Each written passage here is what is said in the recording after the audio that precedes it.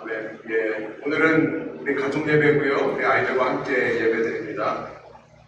사마리아에 다시 전해진 복음, Gospel Preached Again in Samaria라는 제목으로 우리 말씀 나누기 원합니다. 스테반이죠. 스테반은 성경에 기록된 첫 순교자, martyr입니다. 슬라이드를 보여주시면 순교란 martyr란 단순히 증인, witness가 되는 것이 아니라 witness to death. 죽기까지 증인이 되는 것, 곧 예수님의 증인으로 죽는 것이 바로 순교다라고 지난 시간 말씀을 드렸습니다. 순교는요, 비참한 죽음, tragic death가 아니에요. 그렇게 끝나지 않습니다. 예수님의 증인이 되어 죽을 때, 그때 생명의 역사가 일어나기 시작합니다. 이것이 신앙의 신비예요. Mystery of Faith. 내가 죽으면 살고요. 살려고 하면 죽는 거. 여러분 신앙을 꼭 기억하시기 바랍니다. 내가 죽으려고 하면 살고요. 살려고 하면 죽어요. 4절을 보니까 이렇게 스데반의 순교로 인해 이제 흩어진 자들이 두루 다니면서 하나님의 말씀을 전파하는 순교라고 하는 것이 얼마나 생명의 능력으로 작용하는가를 우리가 지난 시간 봤던 것입니다. 이제 5절에 가보니까 그 중에 한 사람이 필립이라고 하는 사람인데요. 교회의 지도자입니다. 우리 6장 5절에서 예루살렘 교회가 7명의 지도자를 세웠는데 그 중에 한 명으로 우리는 봤습니다. 그는 그 7명의 지도자들 중에 스티븐 다음으로 나오는 사람이 필립이었어요. 근데 그런 그가 스테반이 죽고 나서 이제 복음을 들고 사마리아로 간 이야기가 8장의 내용입니다. 예수님께서 1장 8절에 말씀하신 것이 8장에 와서 이루어집니다. 1장 8절을 다시 보여주시면 이제 제자들이 드디어 이때 성령으로 능력을 받고 예루살렘을 떠나 온 유대와 사마리아를 향해 가기 시작하는 일이 이제 이 8장에서 오늘 본문에서 일어나게 되는 건데요. 사랑하는 여러분, 말씀을 시작하면서 제 마음에 오늘 묵상한 예레미야 44장을 나누고 싶은 마음이 들었습니다. 우리 요즘 예레미야를 함께 매일 성경으로 매일 묵상하면서 참신앙에 대해 많은 것을 생각해 보고 있는데요. 어제와 오늘 본문이 44장, 여러분 기억하시기를 소원해요. 바빌로니아라는 강대국을 피해 바빌로니아를 피해 이집트로 도망한 이스라엘 백성들, 그들은 어떻게 하면은 이 이방인의 땅 이집트에서 풍요롭게 살지 그 방법을 이미 알고 있습니다. They know how to live abundantly in the land of Egypt. 그들이 이렇게 얘기해요. 이 땅에 섬기는 신을 우리도 섬기면 잘 먹고 잘 살 줄 우리가 압니다. 내 남편이 그렇게 사는 걸 봤고 내 아내가 그렇게 사는 걸 봤습니다. 그렇죠? 오늘 본문이 그렇게 말씀하고 있죠.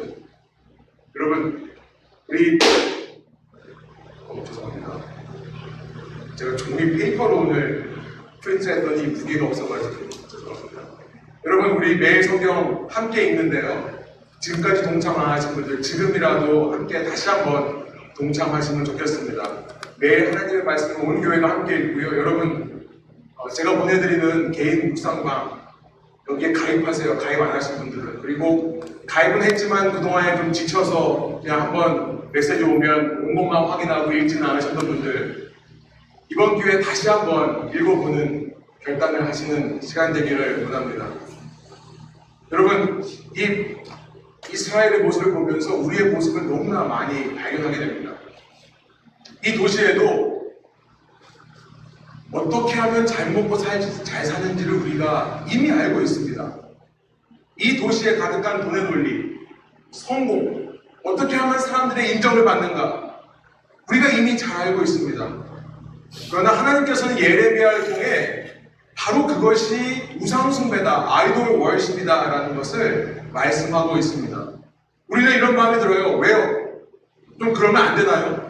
이 땅에서 좋은 대학 가고 좋은 직장 잡고 잘 먹고 잘 살다가 죽으면 좀 안 되나요, 하나님? 이렇게 우리가 물을 수 있습니다. 그런데 주님의 답은 간단해요. 주님은 그렇게 묻는 저에게 이런 말씀을 주세요. 얘야, 이 땅이 전부가 아니지 않니? 만일 여러분이 이 땅이 전부라면, 그래서 이 땅 이후에 우리가 아무 데도 가지 않고 그냥 땅에 묻혀서 우리의 영혼과 우리의 몸이 그냥 썩어 없어지는 것이라면, 예, 맞습니다. 이 땅에서 우리는 누릴 거 다 누려야 돼요. 이 땅에서 우리는 남들보다 더 잘 살다가 죽는 게 맞을 겁니다. 그게 최고일 거예요. 그러나 우리는요, 이 땅 이후 가야 될 곳이 있는 사람들인 줄로 믿습니다. 바로 우리의 참된 집으로 돌아갈 사람들이에요. 그 집에 돌아가기 위해 우리는 잠깐 이 땅에 와서 살면서 이 땅에서 두 가지를 배우는 겁니다. 첫 번째는 우리가 가야 할 하나님의 나라가, 하나님의 집이 얼마나 좋은 곳인가를 소망하게 되는 것을 배우는 거고요. 두 번째는 이 땅이 얼마나 그 소망에 비하면 모자란 곳인지를 절실하게 깨닫고 가는 것입니다. 바로 그런 생각과 그런 시각으로 보면 여러분, 스티븐의 죽음이야말로 위대한 죽음입니다. 죽기까지 하나님의 집을 사모한 것이기 때문에 그래요. 내 생명보다 예수님이 더 귀하다고 하는 것, 내 생명보다 하나님의 내가 돌아갈 집이 더 귀하다고 하는 것을 그가 보여준 것이기 때문에 그렇습니다. 그래서 사랑하는 여러분, 말씀을 시작하면서 여러분에게 이런 권명과 위로의 메시지를 드리고 싶습니다. 여러분의 오늘 이 땅에서의 삶이 만일 고통스럽고 힘드시다면 여러분 오히려 감사하시길 바라요. 그 자체가 은혜인 줄로 믿으시기 바랍니다. 아무에게나 주시는 은혜가 아니기 때문에 그렇습니다. 여러분, 바로 그 삶의 고난과 바로 그 삶의 무게 때문에 우리는 이 땅이 전부가 아니라고 하는 것을 생각할 기회를 얻게 되는 거죠. 그리고 다시 한번 우리가 돌아가야 될 그 집이 얼마나 소중한 곳인가를 깨닫게 되는 것입니다. 그래서 그것이 그 자체로 은혜인 줄로 믿습니다. 5절을 보면요, 다시 5절로 돌아오면 빌립은 사마리아 사람들에게 그리스도를 전하는데요, 6절에 보니까 사마리아 사람들은 그가 하는 말을 들을 때에 그가 하는 일을 보고 그의 말에 귀를 기울였다, 이렇게 기록하고 있어요. While Philip proclaimed the Christ, they paid attention to Philip's words, looking at the things that he did. 그가 하는 것을 보면서 그리스도에 대한 복음을 들었다. 여기서요, 귀를 기울였다, pay attention to 라는 이 말을 우리가 주목해 보기를 원하는데요. 예수님을 우리가 전하는데 사람들은 우리가 전하는 예수를 바라보는 게 아니라 우리가 하는 말과 행동을 통해 예수님을 바라보더라. 그렇죠. 우리가 신앙생활 하면서 가장 걸림돌이 뭡니까? 우리가 예수님을 믿어야 되는데 자꾸 예수 믿는 사람을 보는 게 문제죠. 우리가 복음을 전하기가 어려운 것도 무엇입니까? 예수님만 전하면 되는데 예수님을 전하는 내 모습과 내 행동을 보여줘야 되는 게 어려운 것이 아닙니까? 사실 그게 어쩔 수가 없어요. 예수님을 믿기 전에 사람들은 예수 믿는 사람들이 어떤 말을 하고 어떤 행동을 하나를 주의 깊게 볼 수밖에 없습니다. 왜냐하면 그 속에 예수님을 믿는 믿음이 아직 없기 때문에 그런 거죠. 이게 당연한 겁니다. 그런데 이것에 대해 좀 더 생각해 보기를 원하는데요. 이게 과연 옳은 것인가? 이따가 좀 생각해 보기를 원하는데요. 우선 빌립의 어떤 행동이 그들의 눈에 들어왔는지 7절이 이렇게 말씀하고 있습니다. 여러분 잘 들리세요? 잘 들리세요? 예. 7절 한번 한 목소리로 읽어볼까요? 그것은 귀신들이 많은 사람에게서 악한 귀신들이 큰 소리를 지르며 나갔고 많은 중풍병 환자와 지체장애인이 고침을 받았기 때문이다. 그러니까 사람들은요, 빌립은 지금 그리스도를 전하는데 그들이 본 것은 악한 영, 귀신이라고 번역된 것은 악한 영으로 번역해야 됩니다. 악한 영이 떠나가는 것과 병자와 장애인들이 치유되는 것을 본 거예요. 그걸 복음을 통해서 그가 하는 말을 들었던 겁니다. 그래서 8절, 그 성에는 기쁨이 넘쳤다, 이렇게 요약하고 있는데요.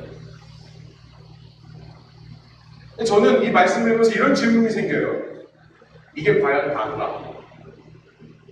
아니 지금 빌립이 악한 영을 쫓아내고 병자와 장애인들을 고쳐줘서 그 사마리아 도시에는 큰 기쁨이 넘쳤다고 하는데 과연 그 큰 기쁨이 넘친 것으로 하나님의 뜻이 다 이루어졌다고 할 수 있을까?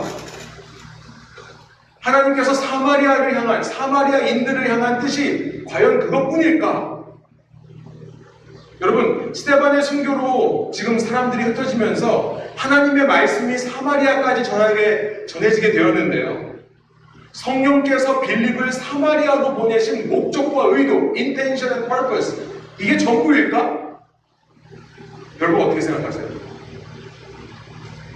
앞서 순교를 통해 말씀드린, 우리 매일 성경을 통해 말씀드린 문맥으로 생각해보면 이렇게 질문할 수 있을 겁니다. 이 땅에서 그렇게 잘 먹고 잘 사는 것이 전부일까? 똑같은 질문인 것입니다. 여러분 8절에서 8장이 끝나면 좋겠는데요. 9장부터 이야기가, 본격적인 이야기가 시작돼요. 저는 누가가 이걸 기록하면서 그 성에 큰 기쁨이 넘쳤던 것에서 뭔가 만족하지 못했다고 하는 것을 느낍니다.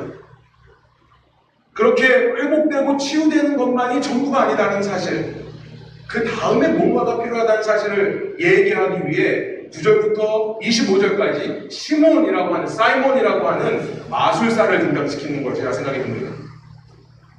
이 인물, 시몬이라는 인물을 우리가 한번 살펴보기를 원하면서 그를 통해 우리 신앙은 어떤지 한번 점검해보는 시간이 되기를 원하는데요. 여러분, 시몬이라는 사람은 참 문제가 많은 사람입니다. 그래서 저는 시몬을 반면교사다 이렇게 말하고 싶어요. 반면교사. 영어로 이거 뭐라고 할까요? 반면교사. 그러니까 반대쪽에 있는 teacher from the other side. 반대쪽에 있는 선생이라는 말이에요. 우리 경찰을 얘기할 때 good cop이 있고 bad cop이 있다고 얘기하는데 아마 bad cop을 얘기하는 것 같습니다. 저는 영어로 이렇게 설명을 해봅니다. Learning from bad examples. 우리가 빌립이나 스데반처럼 우리가 보고 배워야 할 좋은 영향력을 가진 사람도 있지만 시몬처럼 우리가 보고서는 담지 말아야 할 나쁜 영향을 가진 사람들도 있다는 것을 본문이 이야기하고 있는 겁니다. 9절입니다. 우리 한번 한 목소리 읽어볼까요? 9절.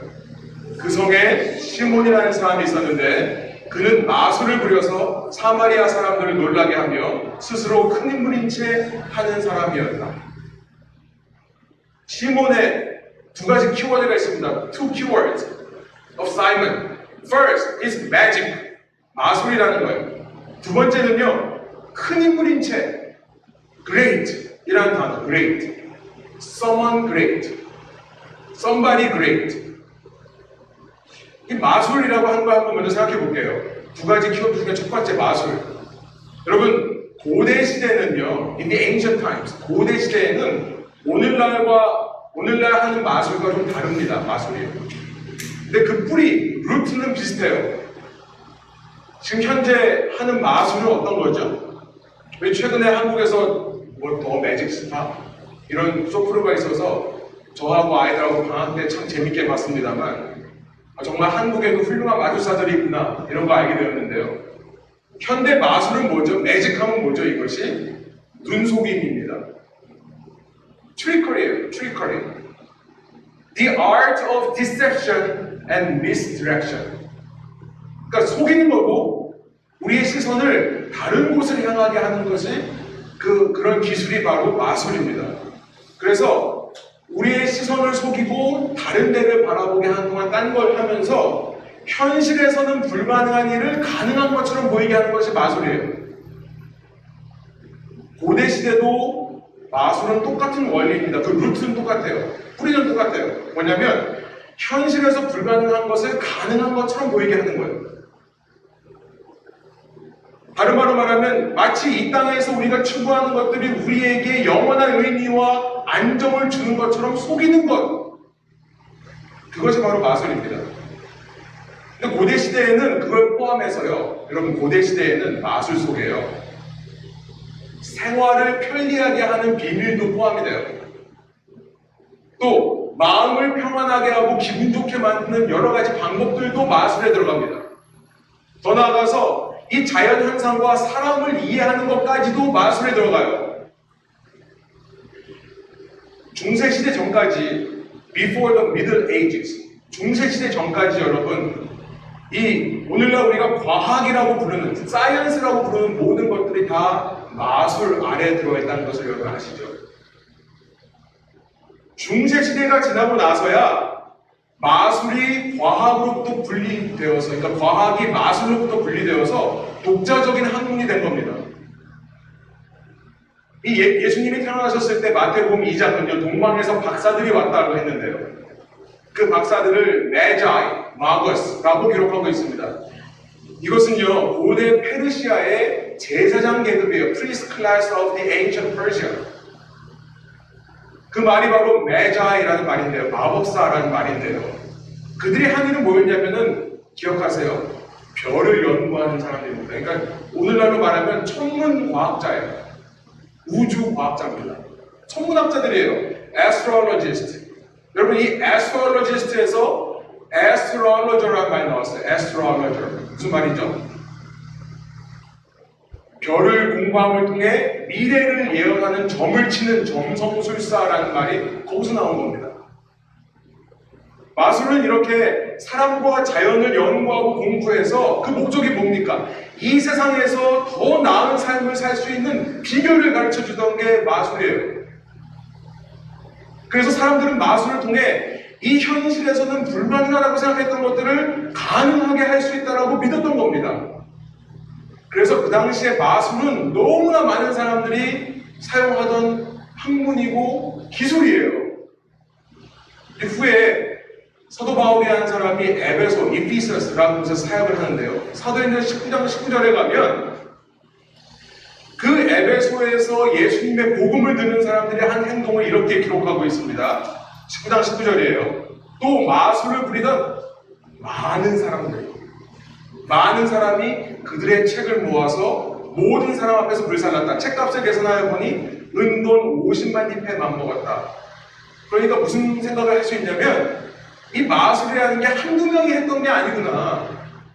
특별한 사람들이 했던 것만이 아니구나.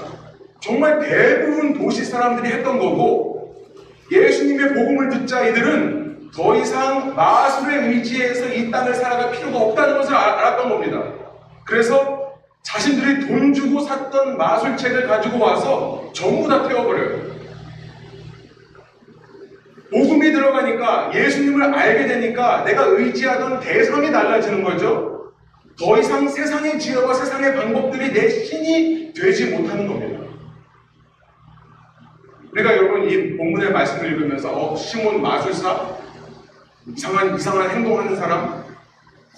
눈 속임 기술, 추리기나 하고 어떤 미신, 슈퍼스티션을 믿는 사람이라고 생각하니까 우리는 이 말씀을 그냥 쉽게 넘겨버리는데요.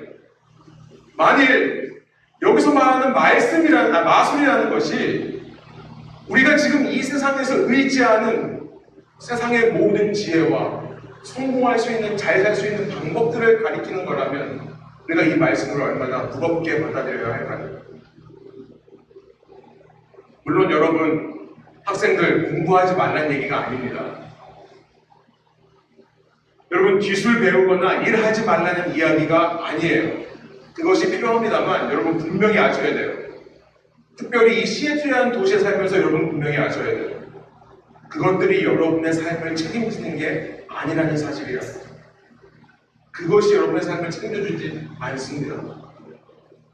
9절, 시몬의 키워드 두 가지는 첫 번째 마술이었고 두 번째 큰 인물이라고 했는데요. Great, somebody great.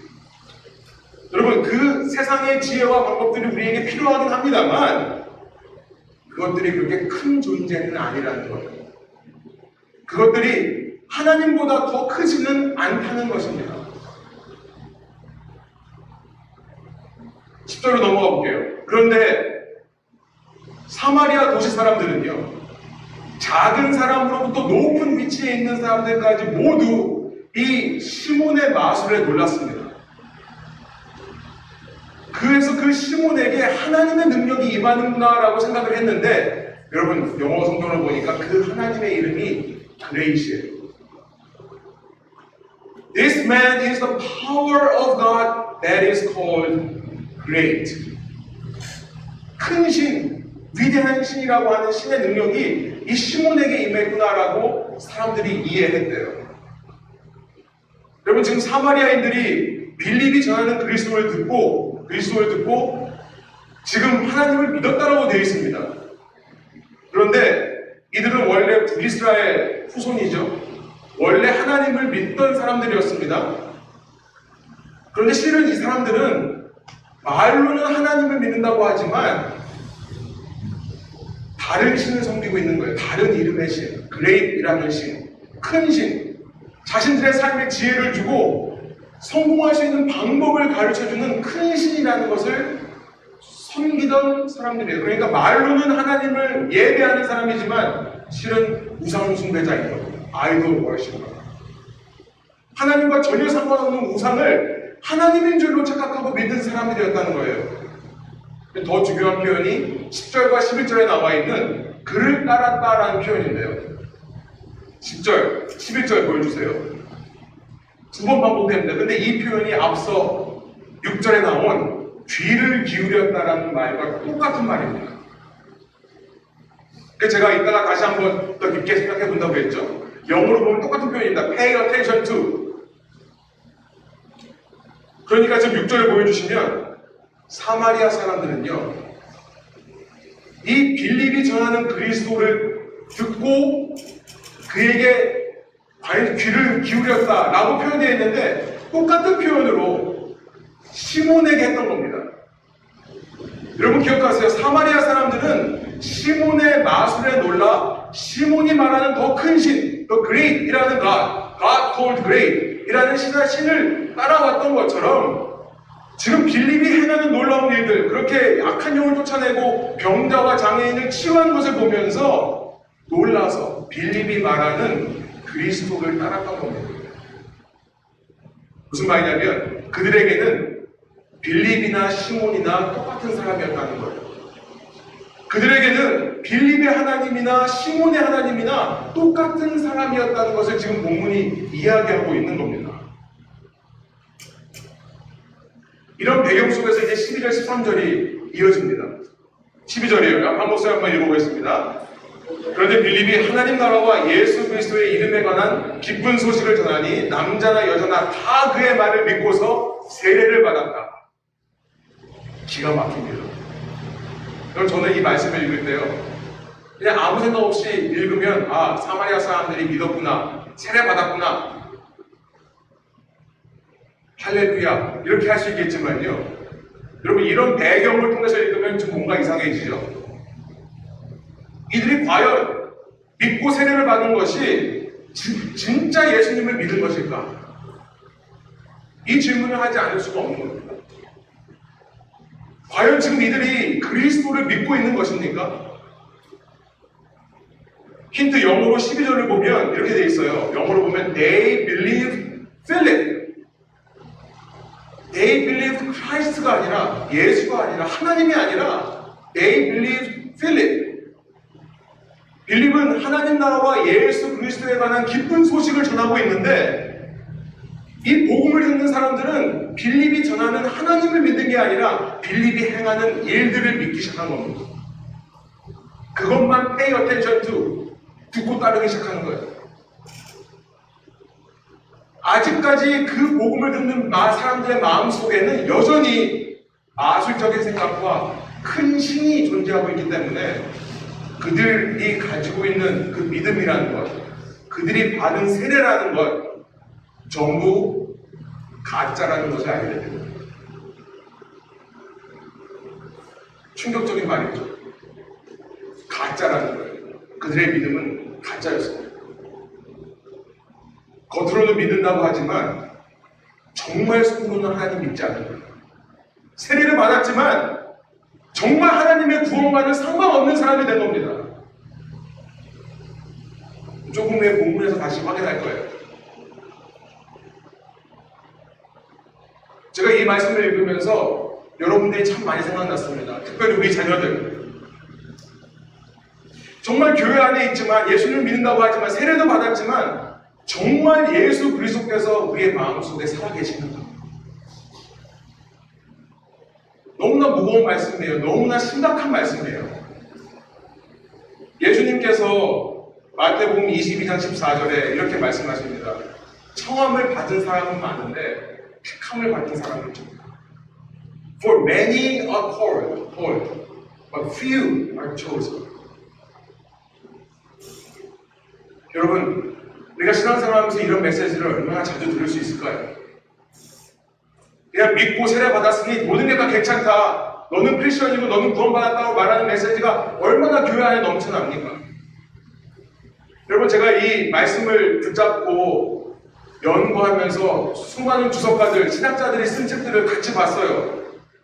정말 대부분의 많은 신학자들이 이 사마리아인들은 이미 믿음으로 세례를 받았다라고 하는 것을 어떻게 이해할지 굉장히 고민하고 있습니다.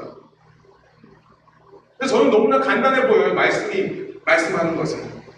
만일 이들의 믿음과 이들의 세례가 진짜였다면 여러분 다음 13절은 어떻게 우리가 해석해야 될까요? 13절.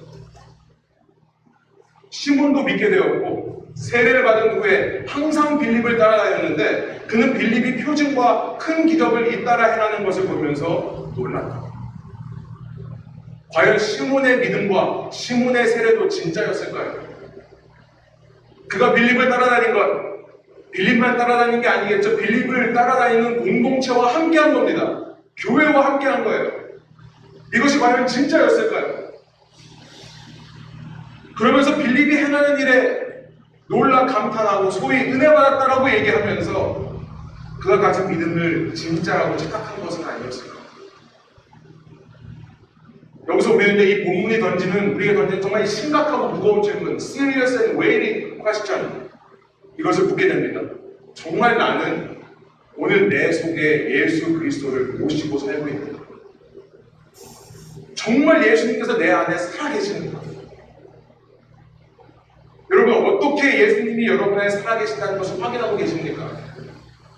혹시 조금이라도 내가 생각하는 예수를 믿는 것은 아닙니까? 이 세상에서 말하는 그 나를 크게 만들어줄 수 있는 큰 신, 그것과 예수를 혼동하고 있는 것은 아닙니까? 예수 믿는다면서 내가 소원하고 기도하는 모든 기도 제목들이 결국은 나를 크게만 해달라고 하고 있는 것은 아닙니까?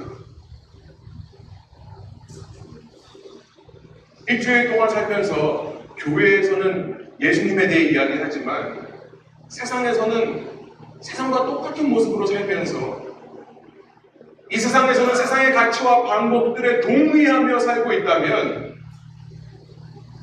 특별히 예수님의 임재를 느끼지 못하고 그 말씀을 가까이 하고 살지 않고 있다면 내가 사마리아인과 뭐가 다른가? 오늘 하나님의 말씀을 우리에게 주시는 도전인 줄로 믿습니다. 과연 나는 진짜인가? 제가 묵상 얘기를 했는데요. 제가 사실 몸이 좀 힘들어져서 매일 묵상하는 것이 정말 힘듭니다. 제가 하루 중에 요즘은 부족하고 죄송한 말씀입니다만 여러분께 이해하고 들으십시오. 너무 답답한 마음이 있어서 어디다 하소연하고 싶어서 이러는 것 같습니다. 제 이야기예요, 지금은요. 제가 하루에 집중할 수 있는 시간이 몇 시간이 안 돼요. 그걸 집중하고 나면 그 다음부터는 정말 집중하기가 어려워집니다. 이 포커스가 잘 안 돼요. 근데 제가 집중할 수 있는 몇 시간 동안 제가 정말 열심히 하나님의 말씀을 정말 붙들려고 하는데 정말 쉽지 않습니다. 제가 오늘로서 1300 몇 번 이렇게 했더라고요. 근데 정말 쉽지 않아요. 그런데도 제가 이걸 놓지 않고 또 여러분에게 계속 매일 묵상을 보내드리는 이유가 바로 이것입니다. 저는요 정말 제 생명을 보내는 것 같아요. 왜 그러냐면 이러지 않으면 제가 하나님 말씀을 붙잡고 살지 않기 때문에 그래요. 너무나 쉽게 하나님 잊고 사는 존재이기 때문에 그래요. 그리고 여러분들도 하루 속에서 예수님을 기억하고 예수님의 말씀을 놓지 말라는 의미로 제가 정말 비유적으로 말하면 피를 토해가며 여러분에게 메시지를 보내고 있습니다. 여러분, 이 세상 속에는요, 스스로 크다라고 말하는 신들이 너무나 많아요. 돈이 그렇죠. money, do, wealth, 성공, success, 명예, honor, 인기, popularity, people's approval, 사람들의 인정. 그리고 이 세상에서 뭐라고 말하냐면 너도 그 신을 섬기면 너도 큰 사람이 될 수 있어 라고 우리에게 말합니다. 돈 많으면 최고죠. 아멘 안 하시네. 돈 많으면 최고 아닙니까? 인생에서 성공하면 최고 아닙니까? 사람들이 날 좋아해주고 인정해주면 얼마나 좋습니까? 그런데요, 혹시 하나님을 섬기면서도 하나님을 잘 믿으면 하나님은 언제나 그렇게 내가 커지는 방향으로 나를 인도해 주실 거라 착각하고 있는 것은 아닙니다. 하나님은 우리에게 말씀하시는 거예요. 얘야, 이 땅이 전부가 아니야. 이 땅이 전부라면 내가 널 그렇게 할 거야. 그런데 이 땅은 잠시 왔다 가는 곳이란다. 이 땅에서 너가 크게 되는 게 목적이 아니야. 필요하다면은 망하더라도, 필요하다면 낮아지더라도 나를 만나는 거예요. 나와 함께 하는 거예요. 자, 이런 배경 속에서 이제 우리가 읽은 14절이 시작합니다. 사마리아 사람들도 하나님의 말씀을 받았다는 소식을 사도들이 들어요. 예루살렘의 사도들이 듣고요, 베드로와 요한을 파송합니다. 14절이에요. 그런데 16절에 가보니까 사마리아로 와서 본 베드로와 요한은 단번에 알아차립니다. 그들에게 뭔가 문제가 있다는 것을 알아차려요. 뭐냐면요, 사마리아 사람들은 예수의 이름으로 물 세례는 받았지만 그들 가운데 여기 보면 16절에 아무에게도 아직 성령이 내려오시지 않았다는 사실을 깨닫습니다. For he, the Holy Spirit, had not yet fallen on any of them. 이제 우리는 확실하게 알게 됩니다. 12절, 13절에서 이 사마리아인과 이 마술사 시몬이 받았던 세례, 그 믿음은 전부 가짜가 맞았다는 것을 우리는 확실하게 알게 됩니다. 그것은 성령께서 베푸신 세례가 아니라 사람이 베푼 물 세례였을 뿐입니다. 그러니까 그들은 스데반처럼 내 목숨을 버리면서까지 그 영원한 가치를 붙들려고 하지를 않고 그저 이 세상에서 잘 먹고 잘 사는 방법들만, 마술적으로 잘 먹고 잘 사는 방법들만 찾고 그렇게만 살면 내 인생은 잘 풀릴 거라 믿었던 것입니다. 이 세상에서 잘 먹고 잘 사는 그런 마음으로 예수님이라는 분도 받아들였던 거예요. 그런 사람들에게는 성령이 내리지 않았던 것입니다. 베드로와 요한은 어떻게 하는 줄 아십니까? 여러분, 내 안에 성령이 없구나, 내가 지금까지 성령의 인도하심을 받지 못하고 여기까지 왔구나라고 깨달으면 그러면 어떻게 하면 되는 줄 아십니까?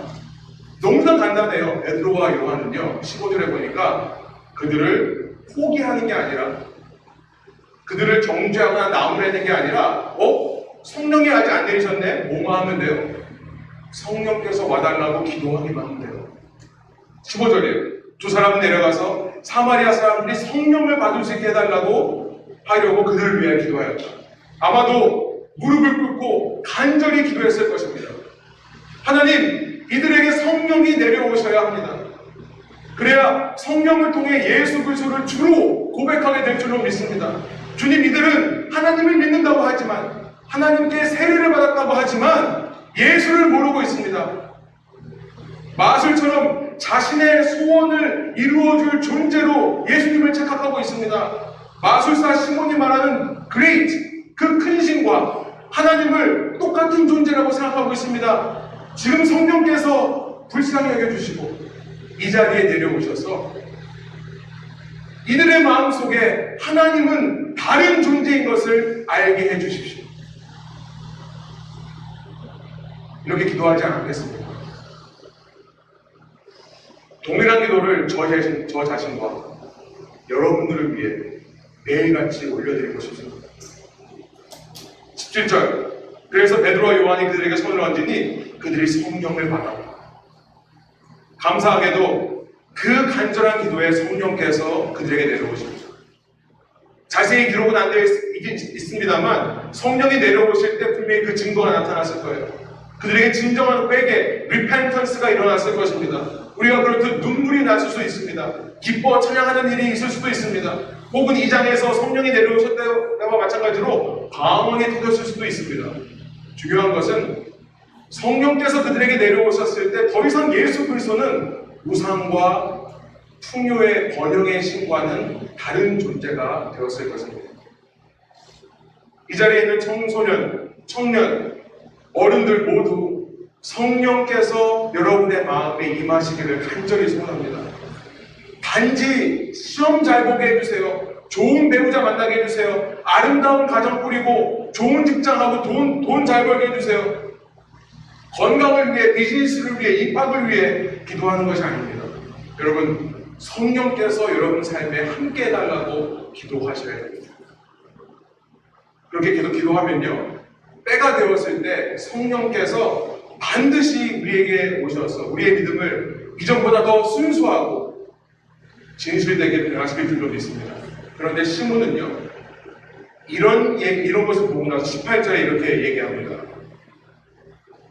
그는요, 사마리아 사람들을 여전히 놀라게 해주고 싶었던 모양입니다. 계속해서 큰 인물이 되고 싶었던 모양이에요. 돈을 주고 그 성령의 능력을 사고자 합니다. 18절에서 그동안 가려져 왔던 이 세상 우상의 실체가 드러납니다. 마치 스타워즈에서 시스 로드가 맨 마지막에 얼굴을 드러내는 것과 같은 거예요. 결국 모든 것이 돈 때문이었고 돈을 위해서 그랬던 것입니다. 20절부터 빠르게 보면요, 베드로는 말합니다. 돈으로 하나님의 성령을 사려고 생각했으니 그대는 그 돈과 함께 망할 것이다. 21절, 하나님 보시기에 마음이 바르지 못하다. 22절, 그러므로 회개하면 된다. 내 속에 있는 악한 생각을 회개하고 주님께 기도하면 된다. 그러면 하나님께서 용서해 주실지도 모른다. 23절, 내가 보니 아직도 그 마음속에는 악의가 가득하고 불의가 가득 차 있다. 여러분, 내 속에 이렇게 아직도 악한 마음이 있구나 깨달을 때 회개하기만 하면 됩니다. 그런데 시몬은요, 사도행전에서 이렇게 말을 하며 그 역사에서 사라져버립니다. 마지막 25절이에요. 시몬 24절입니다. 여러분이 말한 것이 조금도 내게 미치지 않도록 나를 위하여 주님께 기도해 주십시오. 얼핏 보면 괜찮은 말 같지만 스스로 회개하지 않겠다는 말입니다. 당신이 말한 게 하나도 나에게 이루어지지 않게 하기 위해서 당신이 나를 위해 대신 기도해 주십시오. 기도 부탁을 하는 겁니다. 우리가 교회로서 서로가 서로를 위해 기도하지만 교회는 서로 중보기도하는 공동체이지만요, 나의 참 믿음, 나의 성령 세례를 위해 내가 기도하지 않으면 안 되는 것입니다. 내가 오늘 주님 앞에 엎드려야 하는 것입니다. 이것이 베드로와 요한이 복음을 다시 한번 전하는 이유예요. 25절이 이렇게 끝납니다. 이미 복음이 전해진 사마리아 땅에 다시금 복음을 전할 수밖에 없는 이유가 바로 이것입니다. 그러면서 복음이 끝나요. 말씀을 정리해 볼게요. 스데반과 빌립은요, 예수님의 증인이 되어 내가 살려고 했던 길이 아니라, 나를 크게 하려고 했던 길이 아니라 오히려 자신을 죽는 길, 나는 점점 망해가고 나는 점점 쇠해지고 나는 점점 낮아지는 길을 걸어가기 위해 노력했습니다. 그를 위해 스데반은 목숨을 바쳐야 했고요, 빌립은 지금까지 원수로 생각하던 사마리아 땅에 복음을 전하러 가게 되었습니다. 그러나 그렇게 자신을 버리고 죽고자 할 때 살아나는 겁니다. 처음에 말씀드린 대로 내가 살려고 하면 죽고 죽으려고 하면 사는 것입니다. 내가 그렇게 죽는 길로 갈 때 생명의 역사가 시작됩니다. 그것이 신앙의 신비예요. Mystery of Faith. 신비가 없이 그저 하루하루 내가 할 수 있는 것들만 하면서 내가 감당할 수 있는 범위 내에서만 만족하면서 지적으로 동의하는 것을 믿음이라고 하지 않습니다. 성령으로 세례를 받아야 돼요. 신비의 영역으로 들어가셔야 됩니다. 그래야 진정으로 내 안에 그리스도가 살아계셔서 세상 신을 대적하고 따라가지 않을 수 있게 되는 것입니다. 날마다 말씀으로 기도로 주님께 매달리는 저와 여러분 되기를 소원합니다. 신앙이 어릴 때는요, 하나님께 매달리지 않아도 하나님께서 다 길을 열어주세요. 그러나 성숙할수록 여러분 매달려야 합니다. 꿇어 엎드려야 됩니다. 기도해야 돼요. 진지하고 무겁게 고민해야 하는 것입니다. 그럴 때 우리가 진정한 교회를 이루고 우리의 영원한 집을 사모하는 공동체, 그래서 그 집을 이 땅에도 실현할 수 있는 공동체 될 줄로 믿습니다. 함께 기도하겠습니다.